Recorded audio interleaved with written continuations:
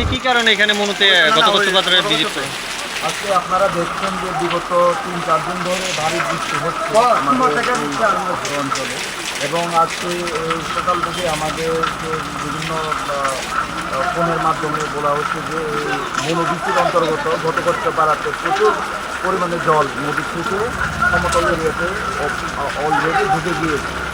এই কারণেই আমরা আমাদের এসডিএম সাহেব, আমরা আমাদের যারা পঞ্চায়েত সেক্রেটারি যারা এখানে ভিজিট করে দেখছি কীভাবে যারা অসুবিধাতে রয়েছে, যাদের বাড়ি ঘরে জল ঢুকে তাদেরকে কীভাবে সহযোগিতা করা যায়।